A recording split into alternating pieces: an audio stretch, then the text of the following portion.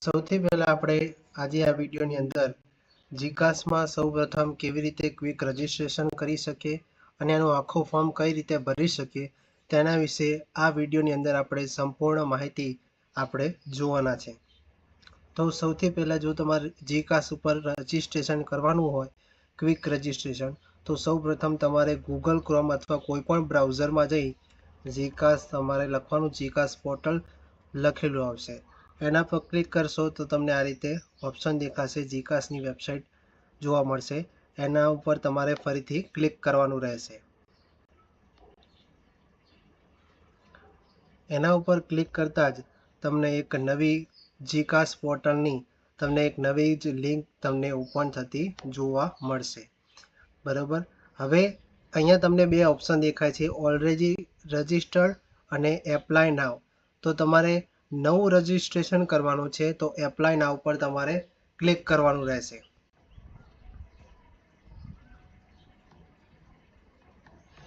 Apply નાવ પર registration click કર્યા બાદ તમને આ સૌપ્રથમ ક્વિક રજિસ્ટ્રેશનનું ઓપ્શન દેખાશે. આ ક્વિક રજિસ્ટ્રેશનની અંદર શું થશે કે ક્વિક રજિસ્ટ્રેશનની અંદર તમને અમુક માહિતી માગશે. બરાબર. એ માહિતી ભર્યા બાદ તમારો યુઝર આઈડી અને પાસવર્ડ જનરેટ થશે. તમે આગળની પ્રોસેસ છે એ આગળની પ્રોસેસ તમે કરી શકો છો. દાખલા તરીકે આપણે તમને અહીંયા પ્રોગ્રામ ટાઈપ તમને અહીંયા દેખાય છે કે પ્રોગ્રામ ટાઈપ એટલે કે કોર્સનો પ્રકાર શું છે. તો એ કોર્સના પ્રકારમાં આપણે અહીંયા તમે પ્લીઝ સિલેક્ટ વાળો ઓપ્શન છે, અહીંયા તમને ઘણા બધા ઓપ્શન જોવા મળે છે. પરંતુ આપણે તમને ખ્યાલ હશે કે અત્યારે માત્ર સ્નાતક કક્ષાનું જે છે આખું ફોર્મ ભરી શકાય છે. બરાબર. એટલે કે અંડર ગ્રેજ્યુએટ રેગ્યુલરનું ફોર્મ ભરી શકાય છે. પરંતુ તમે ક્વિક રજિસ્ટ્રેશન આ બધાનું કરી શકો છો. પરંતુ જ્યારે એની બીજી માહિતી હોય, સર્ક્યુલર જ્યારે જોવા મળશે નવો, ત્યારે આપણે એની પર વિડીયો આપણે અલગથી બનાવી દઈશું. તો આપણે આ વિડીયોની અંદર અંડર ગ્રેજ્યુએટ રેગ્યુલર એટલે કે જે BA, BSc, BSc, BS, BBA, BCA ની અંદર જે પણ વિદ્યાર્થીઓ એપ્લાય કરવા માંગે છે, બરાબર, તો એને સૌપ્રથમ અંડર ગ્રેજ્યુએટ રેગ્યુલર, બરાબર, છેલ્લે તમારે જે પણ BBA, BCA, BA જે પણ સિલેક્ટ કરવાનું આવે એ છેલ્લે તમે કોલેજ સિલેક્ટ કરશો ચોઇસ ફિલિંગમાં ત્યારે તમારે કરવાનું આવશે. અત્યારે માત્ર તમારે અંડર ગ્રેજ્યુએટ રેગ્યુલરમાં સિલેક્ટ કરવાનું છે. ત્યાર પછી તમારે અહીંયા ધારો કે જે પણ નામ હોય તમારે માર્કશીટની અંદર, 12માની માર્કશીટની અંદર જે પણ નામ હોય એ મુજબ જ તમારે આ નામ ભરવાનું રહેશે. ત્યાર પછી તમારે અપાર આઈડી અથવા ABC આઈડી તમારે ડિજીલોકરમાં તમારે બનાવવાની હોય છે. અપાર આઈડી તમારે બનાવવાની હોય છે. અત્યારે જરૂર નથી, જો તમારે જો ટાઈમ ના હોય, ના બનાવ્યો તો કંઈ ચિંતા નહીં, પરંતુ એડમિશન પછી તમારે આ ખાસ ABC આઈડી બનાવવી ખૂબ જ જરૂરી બની જાય છે. કારણ કે જે પણ તમે આગળ અભ્યાસ કરવાના છે એના બધા જ ક્રેડિટ આની અંદર ABC આઈડીની અંદર બધા એડ થશે. જે પણ તમે અભ્યાસ આગળ કરશો એના બધા જ ક્રેડિટ આની અંદર એડ થશે. પછી તમારે કેટેગરી આવે છે. કેટેગરીમાં જનરલ છે, SC/BC એટલે કે OBC છે, SC, ST અને EWS. જે પણ કેટેગરી તમારે આવતી હોય, દાખલા તરીકે જનરલ હોય તો જનરલમાં વેરિફિકેશન કરાવવાની જરૂર પડતી નથી. બાકી SC, ST, OBC હોય, બરાબર, તો એમને વેરિફિકેશન છે એ કરાવવું ખૂબ જ અગત્યનું હોય છે. તમને ખબર છે કે 21 તારીખ સુધી એટલે કે આજે જે છેલ્લો દિવસ છે, બરાબર, 23 તારીખ સુધી તમે વેરિફિકેશન કરાવી શકો છો. એટલે આજ 21 તારીખ સુધીમાં તમારે આખું ફોર્મ ભરી દેવાનું છે. બરાબર. પછી જાતિમાં તમારે મેલ ફિમેલ હોય એ પ્રમાણે તમારે સિલેક્ટ કરવાની. જન્મ તારીખ છે, જન્મ તારીખ તમારે જે પણ LCની અંદર આપેલી હોય એ LC પ્રમાણે અહીંયા જન્મ તારીખ તમારે નાખવાની રહેશે. ત્યાર પછી ઈમેલ આઈડી અને મોબાઈલ નંબર તમારે નાખવાનો રહેશે. બરાબર. આ ક્વિક રજિસ્ટ્રેશન માટે આટલી ડિટેલ રહેશે. અને પછી કેપ્ચા કોડ અહીંયા જે પણ દેખાય આનો ટોટલ સરવાળો કરીને અહીંયા નાખીને પછી ગેટ OTP કરશો એટલે તમને અહીંયા નીચે બંનેમાં OTP તમારે આવશે. એક ઈમેલ આઈડીની અંદર OTP આવશે અને મોબાઈલની અંદર OTP આવશે. એ OTP નાખશો ત્યારબાદ તમારે સબમિટ કરી દેવાનું છે. સબમિટ કરી દેશો એટલે તમારે જે પણ ઈમેલ આઈડી અહીંયા તમે નાખેલો છે, બરાબર, XYZ તમે જે પણ OTP નાખેલો હોય, જે પણ ઈમેલ આઈડી નાખ્યો હોય એ ઈમેલ આઈડીની અંદર તમારે યુઝર નેમ અને પાસવર્ડ તમને આપશે. બરાબર, એ તમને મેસેજ દ્વારા તમારે આવી જશે. ત્યારબાદ તમારે એનું આગળનું પ્રોસેસ કરવાની રહેશે. બરાબર, તો આ રીતે આખું ક્વિક રજિસ્ટ્રેશન આપણે કરી શકીએ છીએ. તો આટલું પ્રોસેસ કરી લો, પછી એની પછીની માહિતી તમને આગળના હવે એટલું ફોર્મ ભરી દીધા બાદ આપણે તમને આ રીતે 300 રૂપિયા ઓનલાઈન તમારે પેમેન્ટ કરવાનું આવશે. અહીંયા તમે ઇનિશિયેટ પેમેન્ટ કરશો એટલે તમને અલગ અલગ ઓપ્શન દેખાશે. અલગ અલગ ઓપ્શનમાંથી તમારે કોઈ પણ એક ઓપ્શનથી તમે પેમેન્ટ કરી શકો છો. કયા કયા ઓપ્શન છે પેમેન્ટ ઇન્ફોર્મેશનમાં? તો અહીંયા ટાઈમર તમને આપેલો છે કે આટલાની અંદર તમારે ટાઈમની અંદર ટ્રાન્ઝેક્શન કરી દેવાનું છે. ક્રેડિટ કાર્ડથી તમે પેમેન્ટ કરી શકો છો, ડેબિટ કાર્ડથી કરી શકો છો, નેટ બેન્કિંગનો ઓપ્શન આપેલો છે. નેટ બેન્કિંગમાં આટલા ઓપ્શન આપેલા છે. પછી યુપીઆઈથી પણ કરી શકો છો. યુપીઆઈમાં અહીંયા એક ક્યુઆર કોડ જનરેટ થશે. પછી ક્યુઆર કોડ જનરેટ કરીને તમે તમારે ગૂગલ પે, ફોનપેમાં સ્કેન કરીને પછી તમે એને પેમેન્ટ કરી શકો છો. અથવા ભારત ક્યુઆર દ્વારા પણ તમે પેમેન્ટ કરી શકો છો. અથવા તમારે અહીંયા તમારી યુપીઆઈ આઈડી નાખશો, એનાથી પણ તમે પેમેન્ટ કરી શકો છો. એ પેમેન્ટ કરી દીધા બાદ તમારે એની રિસિપ્ટ જનરેટ થશે કે 300 રૂપિયા તમે ભર્યા, એની રિસિપ્ટ જનરેટ થઈ જશે. બરાબર, ત્યાર પછી તમારે ડેશબોર્ડમાં જઈને તમારે પ્રોફાઇલનું જે ઓપ્શન આવશે એ પ્રોફાઇલના ઓપ્શનમાં તમારે આખી ડિટેલ ભરવાની છે. ચલો આપણે આ પ્રોસેસ કરી લઈએ, પછી આપણે આગળ. હવે તમને આ પ્રોફાઇલવાળું ઓપ્શન પર તમારે ક્લિક કરવાનું. ડેશબોર્ડમાં જઈને તમારે પેમેન્ટવાળું ઓપ્શન હશે, પછી પ્રોફાઇલવાળું ઓપ્શન હશે. પ્રોફાઇલવાળું ઓપ્શન ક્લિક કરશો, તમને અહીંયા અંદર જે અમુક ડિટેલ જે તમે ભરેલી છે એ પહેલાંથી જ ભરેલી આવી જશે. બરાબર, ત્યારબાદ તમારે આગળની વિગત શું કરવાની છે કે અહીંયા તમારે ફાધરનું નામ નાખવાનું, મધર નેમ, મમ્મીનું નામ, પછી પેરેન્ટ્સનો મોબાઈલ નંબર એક તો તમે તમારો નાખ્યો હોય, પછી પેરેન્ટ્સનો એટલે કે માતા પિતાનો મોબાઈલ નંબર નાખવાનો, કેટેગરી, જેન્ડર એ બધું તમે પહેલેથી જ ભરેલું છે. પછી ડિસેબિલિટી હોય તો તમારે લખવાની જરૂર છે. બરાબર, ના હોય તો નન ઉપર ક્લિક કરવાનું છે. બરાબર, ત્યાર પછી નેશનાલિટી ઇન્ડિયન હોય તો ઇન્ડિયન લખવાનું, બહારના હોય તો બહારનું લખો, અધર ધેન ઇન્ડિયન. બરાબર, રિલિજનમાં શું છે, બુદ્ધિસ્ટ છે, ક્રિશ્ચિયન છે, હિન્દુ છે, જૈન, મુસ્લિમ જે પણ હોય એ પ્રમાણે તમારે સિલેક્ટ કરવાનું. ત્યારબાદ તમારો આધાર કાર્ડ નંબર, પછી જે પ્રમાણે આધારમાં નામ હોય એ પ્રમાણે અહીંયા આધારમાં નામ લખવાનું. અને જો અપર આઈડી બનાવેલી હોય તો અપર આઈડી તમારે અહીંયા નાખવાની રહેશે. પછી તમે અહીંયા આ બાજુ જોઈ શકો છો કે તમારે જે અહીંયા ફોટો છે, પાસપોર્ટ સાઇઝનો ફોટો, એ માત્ર ને માત્ર જેપીજી અથવા જેપીજી ફોર્મેટમાં 5 MB સુધી તમે ફોટો અપલોડ કરી શકો છો. એવી જ રીતે સિગ્નેચરની વાત કરીએ તો સિગ્નેચરમાં પણ જેપીજી અથવા જેપીજી ફોર્મેટમાં ફોટો છે, ઇમેજ છે, એ 2 MB સુધી તમે સિગ્નેચર અપલોડ કરી શકો છો. ત્યારબાદ તમે નીચે જોશો તો તમને એડ્રેસ ડિટેલ્સ એવું ઓપ્શન તમને જોવા મળશે. તો એ એડ્રેસ ડિટેલમાં તમારે 2 ઓપ્શન અહીંયા તમને જોવા મળે છે કે પ્રેઝન્ટ એટલે કે કમ્યુનિકેશન માટે કે એડમિશન રિલેટેડ કોઈ પણ ક્વેરી હોય તો જે પણ તમે એડ્રેસ છે એ નાખી શકો છો. પછી પરમાનન્ટમાં જે તમારે કાયમી ચાલતું હોય એ સરનામું નાખવાનું હોય છે. બરાબર, અથવા તો તમે એવું પણ કરી શકો છો કે બંનેમાં તમારે જે પણ એક જ એડ્રેસ રાખવું હોય તો અહીંયા એકવાર ફિલ કરી દેવાનું બધું. બરાબર, કે એડ્રેસ, પછી સ્ટેટ, રાજ્ય કયું છે, જિલ્લો કયો છે, તાલુકો કયો છે, અહીંયા જે ગામડું હોય તો ગામડાની જે ગામ હોય અહીંયા લખવાનું, પિનકોડ જે આધાર કાર્ડ પ્રમાણે આપ્યું હોય, પછી શહેરી વિસ્તાર હોય તો શહેરી લખવાનો, ગ્રામ્ય હોય તો ગ્રામ્ય લખવાનું. અને જો બંનેમાં એડ્રેસ સરખું હોય તો સેમ એઝ પ્રેઝન્ટ કરીને તમારે આગળ 10માની જે ડિટેલ છે, એસએસસીની ડિટેલ્સ એ તમારે ભરવાની રહેશે કે કયા મંથમાં તમે એસએસસી પાસ કર્યું છે.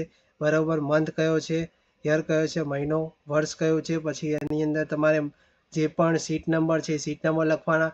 પછી 10મું છે તો 10મામાં તમે સમજો ટોટલ 6 વિષય છે તો 600માંથી કેટલા માર્ક્સ મળ્યા છે. બરાબર, જેટલા માર્ક્સ મળ્યા હોય એના ભાગ્યા 6 કરી દેશો તો તમને પર્સન્ટેજ તમને મળી જશે. ત્યારબાદ તમારે સેવ એન્ડ નેક્સ્ટ પર ક્લિક કરીશું. આ તો 10મા સુધીની ડિટેલ થશે. ત્યારબાદ આપણે આગળ નેક્સ્ટ ઓપ્શન ખોલશું, એની અંદર 12માની ડિટેલ ભરવાની આવશે. ચલો આટલી ડિટેલ પહેલાં ભરી દઈએ, પછી આગળની. ત્યારબાદ હવે એપ્લિકન્ટ એકેડમિક ડિટેલ્સ, એની શૈક્ષણિક માહિતી આપવાની છે 10+2. બરાબર, તો અહીંયા 10+2માં 12માની જે પણ વિગતો હોય તો એસએસસી હોય તો એસએસસી અથવા ડિપ્લોમા ઇક્વિવેલન્ટ સમકક્ષ હોય તો અહીંયા એ સિલેક્ટ કરવાનું રહેશે. તમે કયા બોર્ડથી પાસ કરેલું છે, બરાબર, ગુજરાત બોર્ડથી પાસ કરેલું તો અહીંયા ગુજરાત સેકન્ડરી અને higher secondary education board select કરશો. ત્યારબાદ અહીંયા કયા વર્ષમાં તમે પાસ કર્યું છે, બરાબર, કયા મહિનાની અંદર, સીટ નંબર કયો છે, બરાબર. ત્યારબાદ આ ફિલઅપ કરશો તો અમુક વિદ્યાર્થીઓ અહીંયા અમુક વાર ઓપ્શન આવતું હોય છે કે ફેચ ડેટા, એટલે કે તમે આ ડિટેલ ભરીને એના પર ક્લિક કરવાથી અમુક ડેટા ઓટોમેટિક અહીંયા ફિલ થઈ જાય છે, બરાબર. જો ના ફિલ થતા હોય, ના લખેલું આવતું હોય તો તમારે મેન્યુઅલી તમારે એ બે ડેટા છે 12મા ધોરણના, એ 12મા ધોરણના તમારે ડેટા છે અહીંયા તમારે ભરવાના હોય છે. દાખલા તરીકે હું અહીંયા HSC સિલેક્ટ કરું છું, બરાબર, તો અહીંયા ફેચ બોર્ડ ડેટા તમને દેખાડતા જોવા મળે છે. તો અહીંયા ધારો કે ગુજરાત બોર્ડ હું સિલેક્ટ કરીશ, બરાબર. ત્યારબાદ અહીંયા પાસિંગ યર, પાસિંગ મંથ છે, સીટ નંબર છે, એ નાખીશ તો ફેચ બોર્ડ કરીશ એટલે અમુક જે ડેટા છે એ પહેલેથી જ અહીંયા તમને જોવા મળી જશે. ત્યારબાદ ખાલી વચ્ચે શું તમારે કયા ડિટેલ્સ ભરવાની આવશે, તો અહીંયા ટ્રાયલ ભરવાનું આવશે, પછી અહીંયા સ્કૂલનું નામ ભરવાનું આવશે, બરાબર, અને મીડિયમ ઓફ ઇન્સ્ટ્રક્શન તમારે ભરવાનું આવશે, અને પાસિંગ સ્ટેટ, બરાબર, ગુજરાત છે તો ગુજરાત.